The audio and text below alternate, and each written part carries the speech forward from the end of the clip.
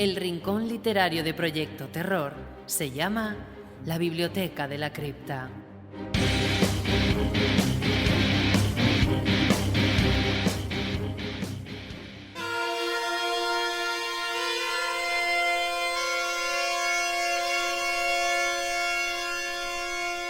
Hola, ¿qué tal, queridos amigos de la cripta de Proyecto Terror? Bienvenidos a una nueva sesión en la que hoy os invitamos a que os adentréis en la Biblioteca de la Cripta. Siempre está llena, siempre hay nuevos volúmenes interesantes a los que echar ojo. Y hace unos días, allá atrás, os anunciábamos a través de redes sociales que ahora mismo nos hallábamos inmersos en la lectura de un libro excepcional que nos está encantando. Su título es La vanguardia prerrafaelista, levantando el velo. Y este es tan solo uno de los libros, de las publicaciones que ha comenzado ya a dar a luz una editorial. Y de esta editorial y de sus obras y de las próximas criaturas que van a publicar, vamos a charlar hoy pues con, no sé si el alma mater, pero sí uno de ellos es nuestro amigo Pedro Ortega. ¿Qué tal, Pedro? Bienvenido. Buenas, bueno, un placer, que además podemos decirlo, ¿no? Estamos grabando en directo, no yo desde las ondas en Madrid, sino que estamos aquí en Cantabria. Y bueno, pues es un placer estar en esta tierra que tanto nos gusta, y sobre todo en la Biblioteca de la Cripta para hablar de estos temas que nos atraen a todos. Pues sí, estamos aquí metidos, quizá oigáis un poco de eco, son las resonancias de la cripta, y aquí estamos envueltos, pues si miramos por la ventana estamos envueltos, pues esa neblina de las tierras del norte, hace un poco de fresquito, y bueno, pues yo creo que es el ambiente ideal para hablar de estos temas. La editorial a la que antes yo hacía referencia, y ya luego, si te parece, Pedro, vamos desgranando un poco esos volúmenes que habéis publicado y una sorpresa también que va a haber próximamente. Ediciones Saulós, una editorial pues que nos ofrece su punto de vista particular respecto a temas que nos interesan, temas que se salen un poco de lo estipulado, del mainstream, podemos decir, que aporta una visión específica pues a temas que nos atañen.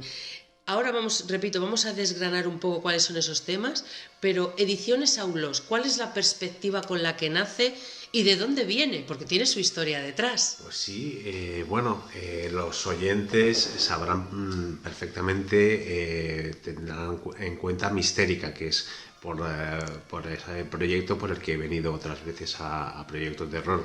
Y es que, había un profesor de la Universidad Autónoma de Madrid, que es donde yo estudié Historia del Arte y donde me doctoré, que es el profesor José Virlanga. El profesor José Virlanga fue el secretario de mi tesis doctoral, aparte de haber sido profesor mío en la carrera. Él es del departamento de filosofía y sabía de mis andanzas editoriales. Entonces, en 2021, estábamos en plena pandemia. Sí. Ellos habían podido realizar un pequeño congreso que llevaba por título Música, Silencio y Mística. Y me dijo: Pedro, tengo una pequeña partida económica para el Departamento de Filosofía, y queríamos publicar las actas de este encuentro de Música, Silencio y Mística que él había coordinado. Qué buen título, por cierto. Sí, bueno, de hecho, este congreso es sobre ideas estéticas, que va a ser una de las líneas, o la línea principal de Ediciones Saulós. Bueno, pues con ese pequeño remanente, y gracias a Jordi Parra, que es nuestro diseñador, todo low cost. Yo digo que hago proyectos, soy capaz de hacer un proyecto con €1. Bueno, un poco filosofía punk, ¿no? De alguna manera. Punk. Sí, yo ya prefiero, como me he vuelto mayor, digo que soy heterodoxo. El caso es que, pues pudimos editar ese título, esas actas de ese congreso, y gracias a los amigos de Jotdown, que es la revista que distribuye todos nuestros proyectos, pues digamos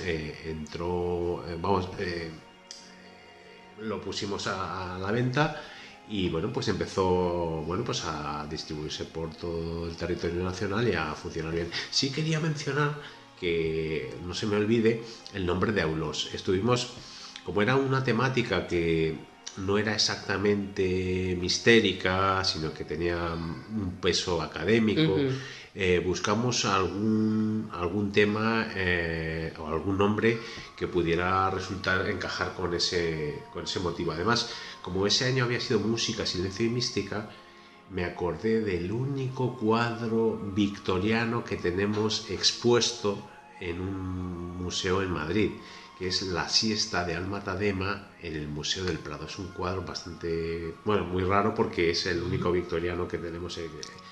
Bueno, y este es un cuadro que hay dos personajes griegos, el maestro y el alumno. Bueno, en el fondo es una escena homoerótica, y con ellos hay una chica que toca la flauta doble, que la flauta doble es su nombre original en la antigua Grecia es aulos.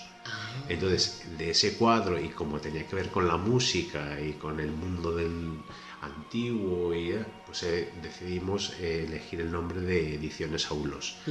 Y así es como nació la editorial. Pero es verdad que solo sacamos un título en 2021 porque, bueno, pues no había más fondos y también estábamos en pandemia. Bueno, Sí, pues, era todo como un poco más complicado. Surgieron muchas ideas, porque claro, la gente con esto de la pandemia y estar metidos en casa, estar metidos en la cripta, la gente pues bueno, también se motivó a hacer otras cosas, a reinventarse, pero también llevarlas adelante hubo que esperar, ¿no? Sí, entonces llegó el 2022 y volvió a haber otra partida económica para el congreso del segundo año, que esta vez fue un congreso dedicado a la película de Sócrates de Roberto Rossellini. Y además tenían en primicia la traducción del guión al castellano, con lo cual hicimos una edición en la que estaban las actas del congreso y el guión. Y ese pues fue el segundo título de Aulos en el año 2022. Total, ¿qué pasó? Que, bueno, pues que estos dos títulos empezaron a generar algunas ventas. Y ya en 2023, como veo que hay un pequeño remanente por nuestra cuenta, digo, pues ahora esta es la mía. Vamos a... Ya te lanzaste, ya dijiste, venga. Ahora ya un poco más en serio, ¿no? Ideas Como ya... estéticas, pero vamos a tocar un poquito los temas que tanto nos gustan, así un poco heterodoxos. Entonces contacté con el profesor Carlos Cuéllar, de la Universidad de Valencia, que es uno de los grandes sabios del prerrafaelismo en España. Y le dije, Carlos, vamos, digo, ya estamos tardando en hacer algo sobre los prerrafaelistas. Sí. Y entonces le encargué la edición de un título que es este que mencionabas, La vanguardia prerrafaelista levantando el velo. Y es que el profesor Cuéllar defiende que los prerrafaelistas fueron la primera de las vanguardias modernas. Sí. Entonces, bueno, pues hay como dos partes en el libro. En la primera que se trata, digamos, ese periodo, el prerrafaelismo en su contexto, con 3 ensayos, y luego la recepción del prerrafaelismo en el mundo contemporáneo con otros 3 ensayos. Y bueno, pues es la joya, nuestra joya de la corona, que pues con esa financiación que tuvimos, pues ya pudo salir adelante. Un libro, queridos, que os recomendamos encarecidamente porque es una auténtica delicia para a los que nos gusta este tipo de arte y conocer más allá la historia de la hermandad prerrafaelista, todo lo que había a su alrededor, sus motivaciones.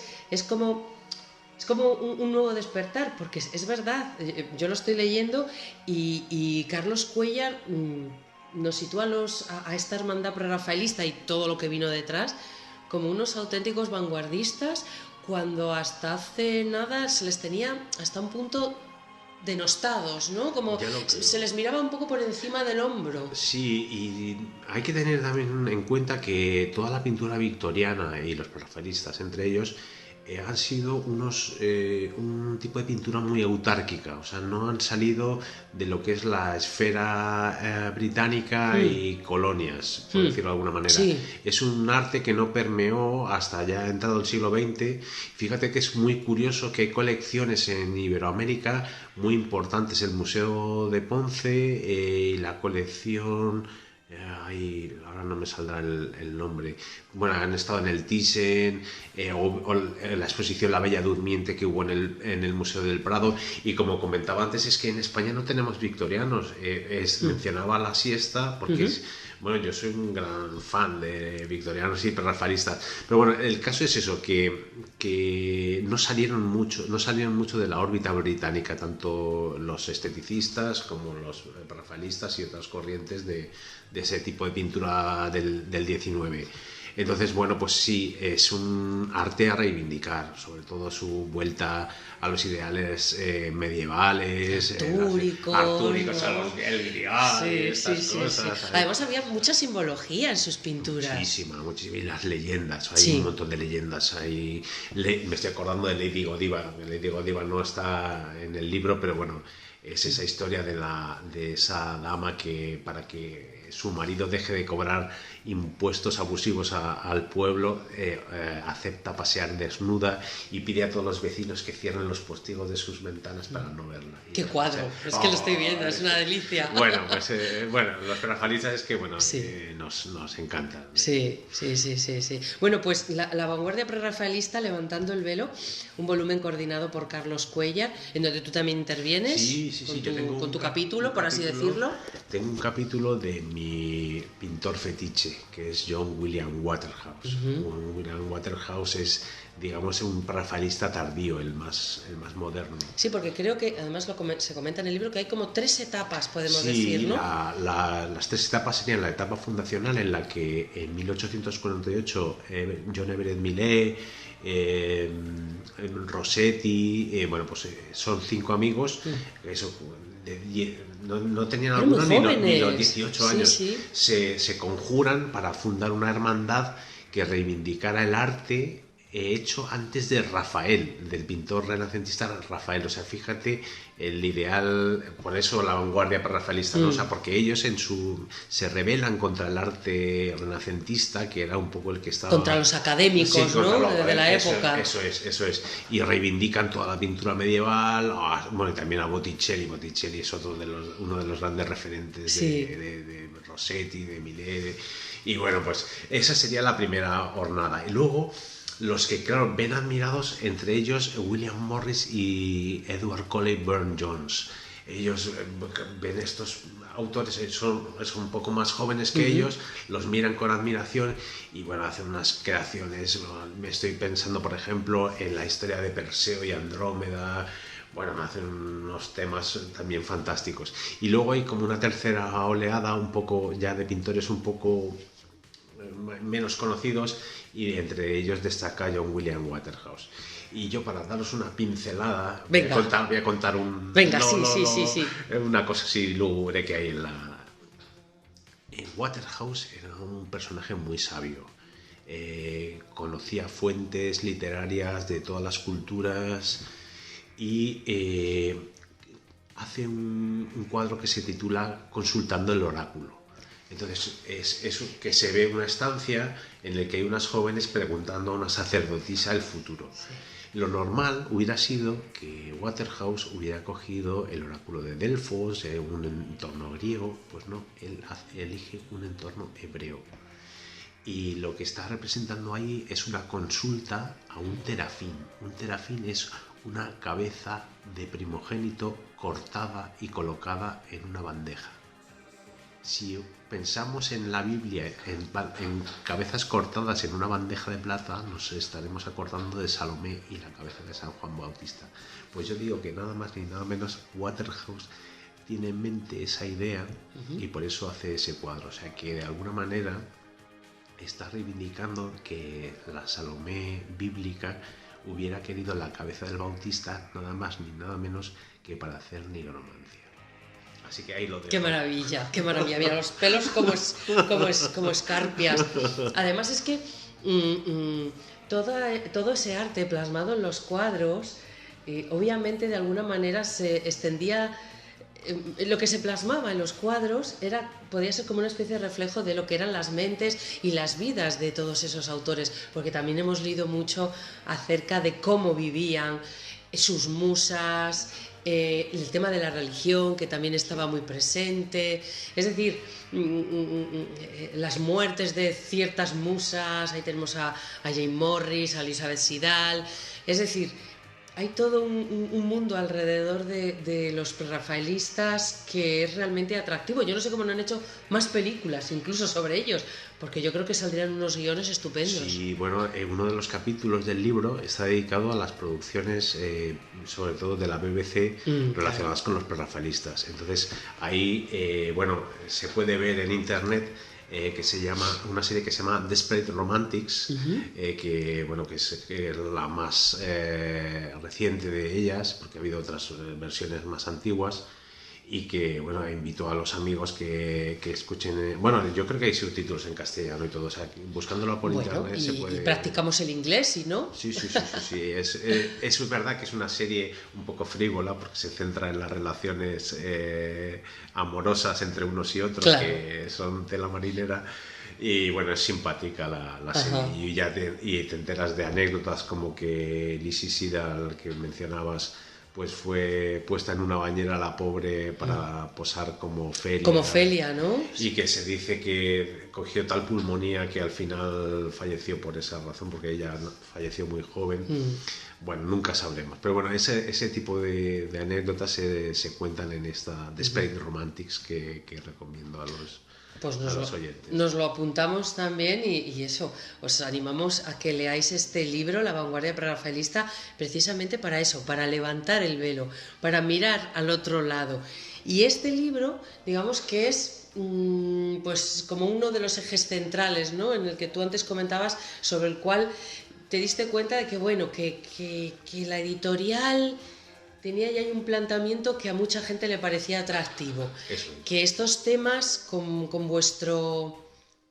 bajo vuestro prisma, a la gente le resultaba muy atractivo. ¿Cuáles han sido esos volúmenes que han llegado después? Y ya, si te parece, para después finalizar, ya nos comentas lo próximo y alguna curiosidad más. Bueno, pues he de decir que un poco por deformación profesional, porque bueno, trabajo en el área de cultura del Ayuntamiento de Madrid, pero mi puesto de funcionario es de ingeniería industrial, o sea que combino un poco el mundo de lo tecnológico con el cultural.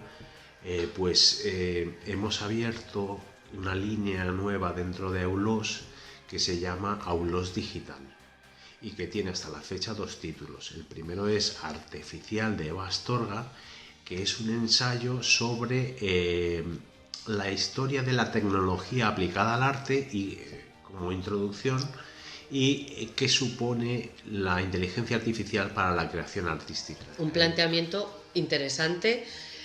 Y más con todo lo que se ha removido ahora, con toda la polémica que ha ido surgiendo alrededor del tema de la inteligencia artificial, de la creación de obras de arte. ¿Se puede considerar arte lo que ha creado una inteligencia artificial, no? Ponéis esas interrogantes sobre la mesa. Eso es lo que pone Bastón. Eva, sí. Entonces ella plantea que, bueno, que como en todas las épocas, cuando también podríamos decir que un pintor hacía trampas cuando usaba la cámara oscura. Con la cámara oscura se proyectaban las imágenes sobre el papel y el artista iba copiando la silueta, iba dibujando.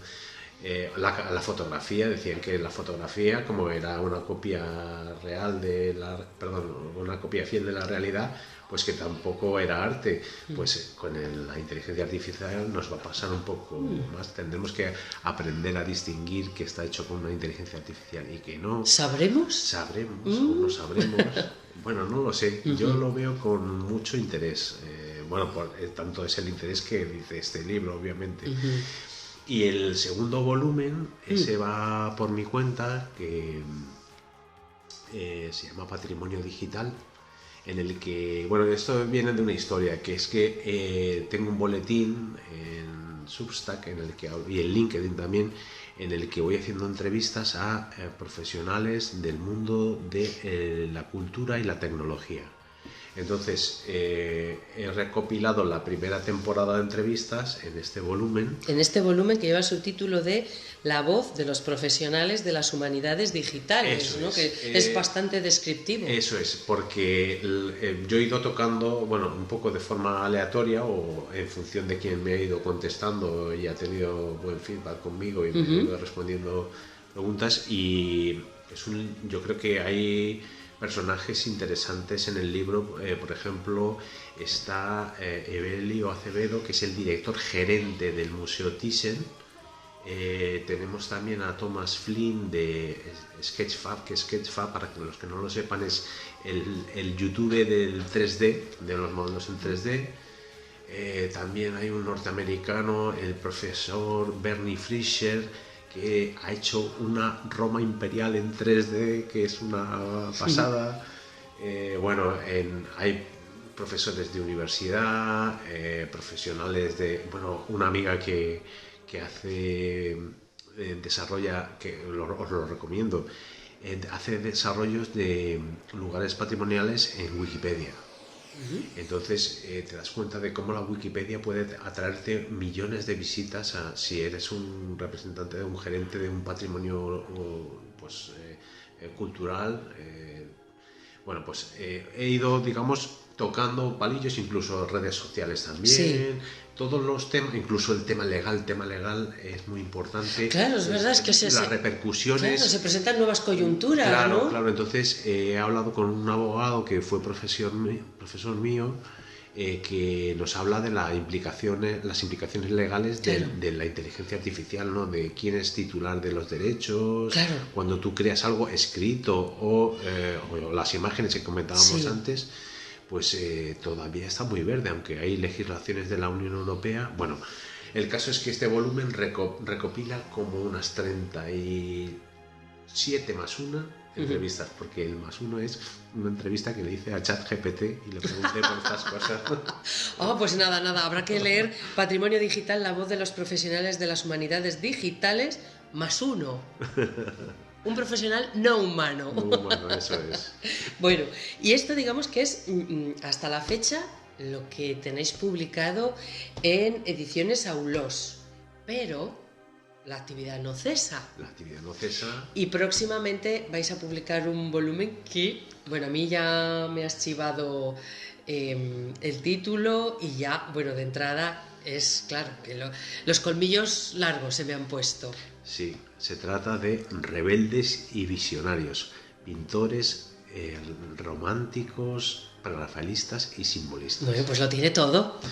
Es un volumen recopilatorio. Ajá. Es un recopilatorio de mis trabajos a lo largo de los años en las revistas Herejía y Belleza, en Mistérica, en el libro Arte y Sociedades Secretas. Bueno, he ido recopilando de diversas publicaciones y hay también, obviamente, hay temas inéditos, pero el común denominador es que son todo pintores relacionados, obviamente, con el mundo de lo oculto, de la ocultura, desde Henry Fuseli, que es quien abre el volumen, hasta algunos españoles insignes, como puede ser, por ejemplo, Julio Romero de Torres o Néstor Fernández de la Peña.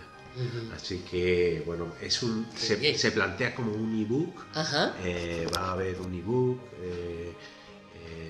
Y si vemos, va a salir en formato digital. Va a salir de entrada en formato digital.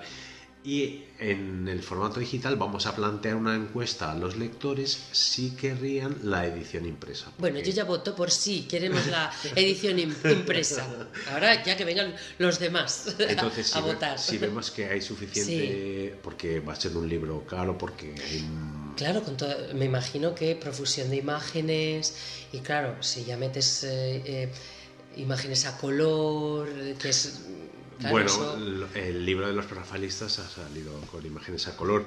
Más bonito. Es que lo tengo aquí delante, queridos. Es verdad que, bueno, que se hizo el esfuerzo en este caso y ha dado su fruto, pero bueno, pues para esta edición de Rebeldes y Visionarios, pues necesitamos contar un poco con el apoyo de los lectores y si ellos dan el ok, de hecho lo que plantearé es que aquellos que se apunten pues recibirán el ejemplar dedicado.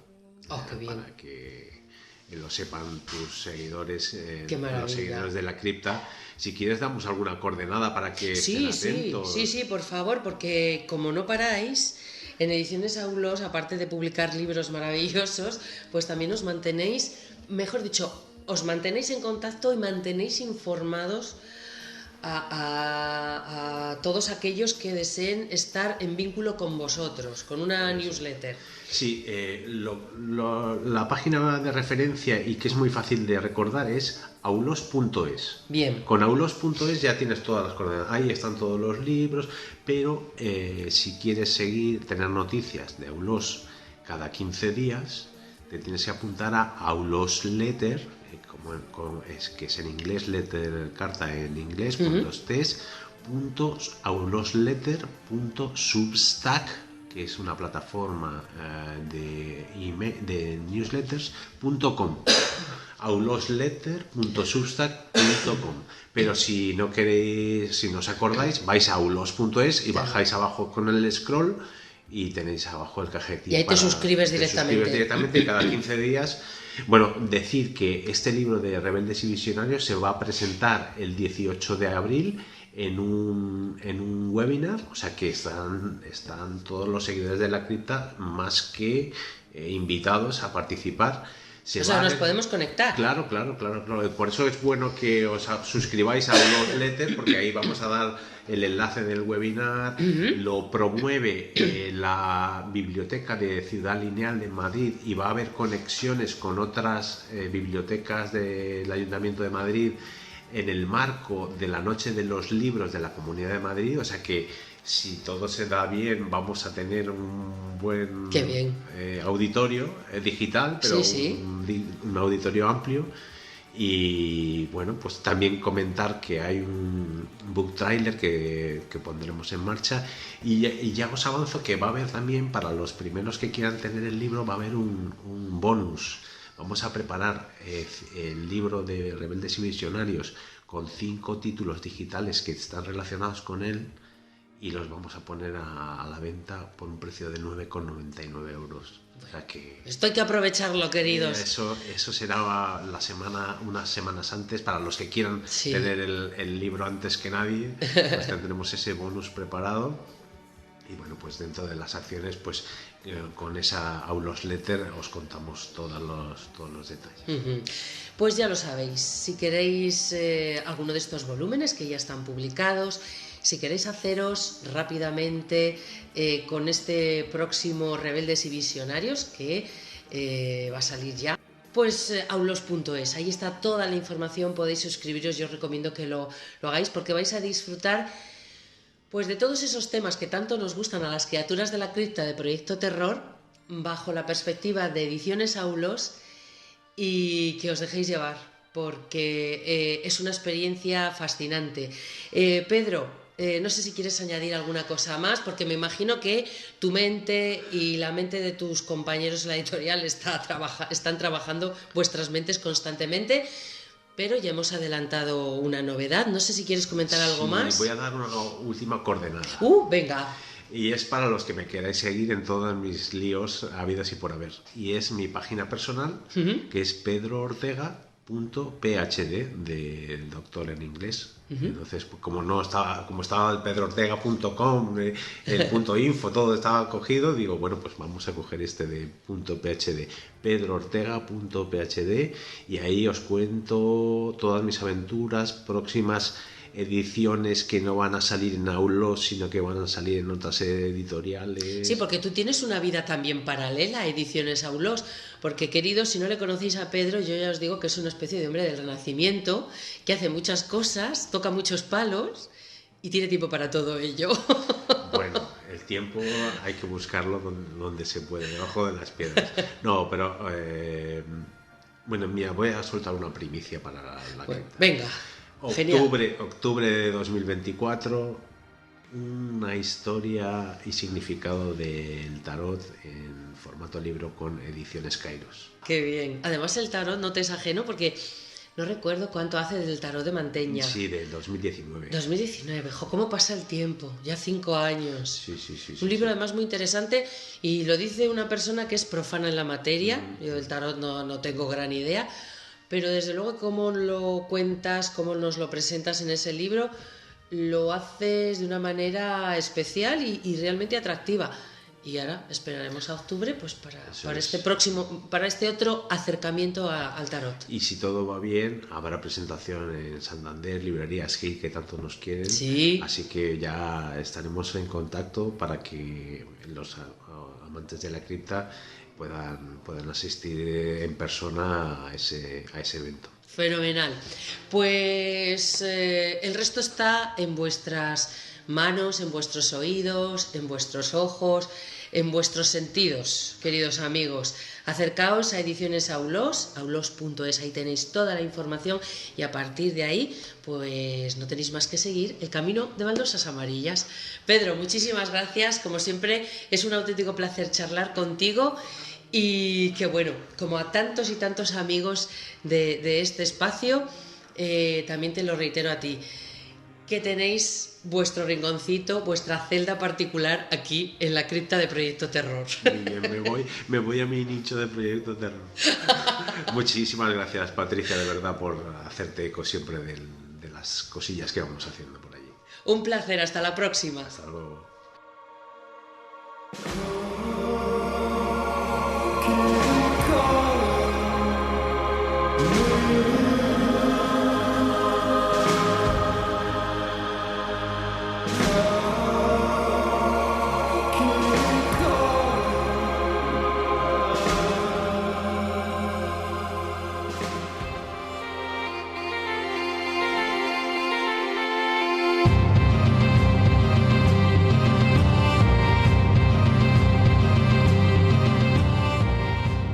El prerrafaelismo fue vanguardia también por sus posturas metafísicas, por la polémica religiosa que planteó en sus inicios y por el carácter ocultista, esotérico y decadente de algunos de los componentes del círculo prerrafaelista a finales del siglo XIX e inicios del siglo XX. Algunos componentes y obras de la hermandad prerrafaelista manifestaron una tendencia católica en un país donde el protestantismo anglicano constituía la religión oficial del Estado. El panorama religioso de la Inglaterra victoriana era rico, complejo y conflictivo. El cristianismo católico era una corriente minoritaria que no solo tenía que enfrentarse al ateísmo y al agnosticismo de una parte de la población británica, también al anglicanismo con todas sus facciones y tendencias. Pero no podemos ignorar la importante presencia en suelo británico de otros cristianismos protestantes como el metodismo, el presbiterianismo, la Iglesia evangélica, los cuáqueros, los baptistas, los congregacionistas y los hermanos de Plymouth, por citar solo los más importantes, sin olvidarnos del animismo y, por supuesto, del importante peso del judaísmo y del ocultismo con sus sociedades, sectas y logias, en especial las francmasónicas y las de origen teosófico. Iglesias cristianas aparte, entre otras manifestaciones espirituales, resulta útil la consideración del ocultismo como sustrato ideológico de ciertos artistas prerrafaelistas, así como el estudio de las estrategias de representación de lo sobrenatural en muchas de sus obras, atravesando con ello los difuminados límites entre los conceptos de lo religioso, lo mitológico y lo fantástico. Indagar las posibles influencias ocultistas y las interpretaciones esotéricas en algunas obras prerrafaelistas no tiene por qué ser una fantasía propia de la mentalidad ingenua de la New Age, que tanto ha inspirado su hortera estética en el prerrafaelismo genuino, ni un esfuerzo falto de rigor académico. El contexto histórico en el que se funda la hermandad prerrafaelista, mediados del siglo XIX, es de hecho el de la era dorada de las sociedades ocultistas, las logias masónicas, el espiritismo, el desarrollo de la magia y el neopaganismo en Occidente.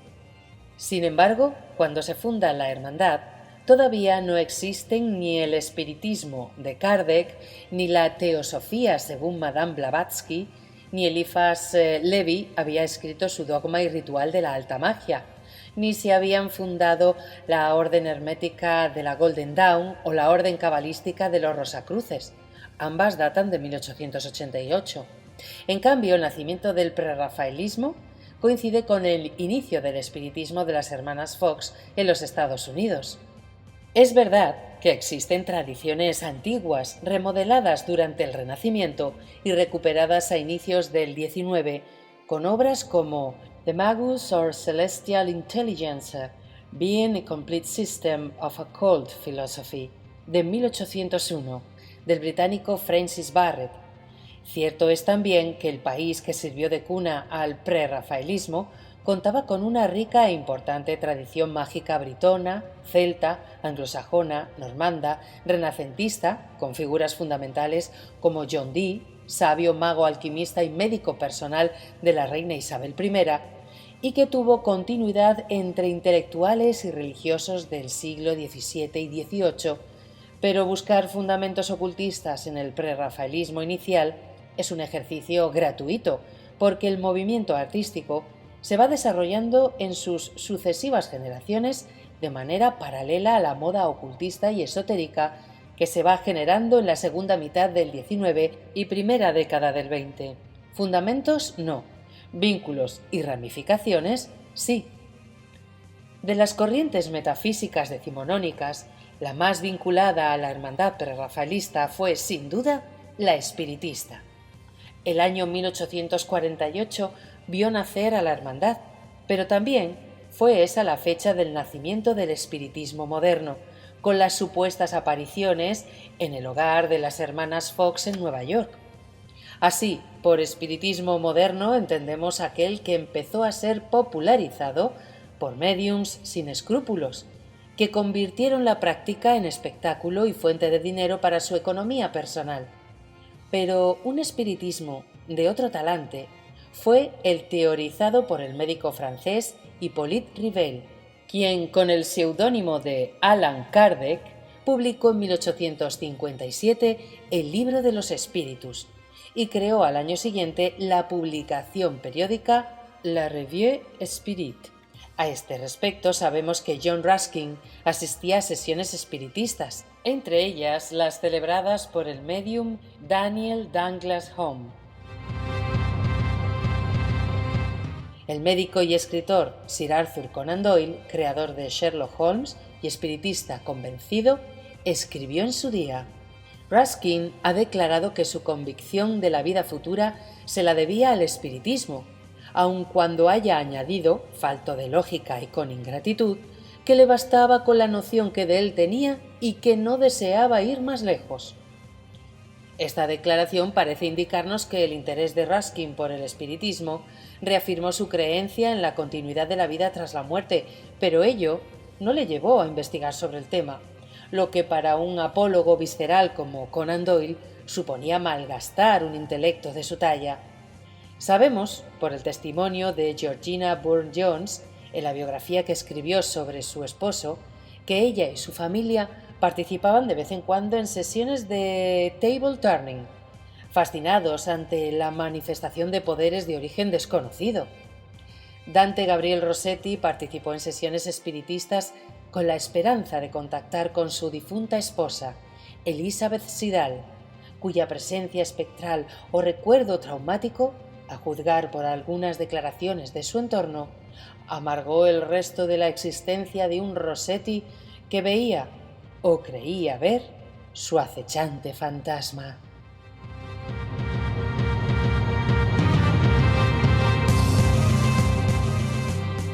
La vanguardia prerrafaelista, Levantando el velo, un volumen de varios autores coordinado por Carlos A. Cuéllar Alejandro y publicado por Ediciones Aulós.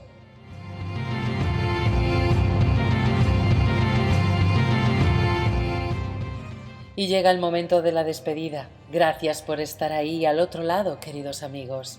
Y precisamente a través de ese velo mágico y misterioso, os recordamos que tendréis una nueva cita con la cripta de Proyecto Terror muy pronto. Os esperamos. Mientras tanto, que las amables sombras os acompañen.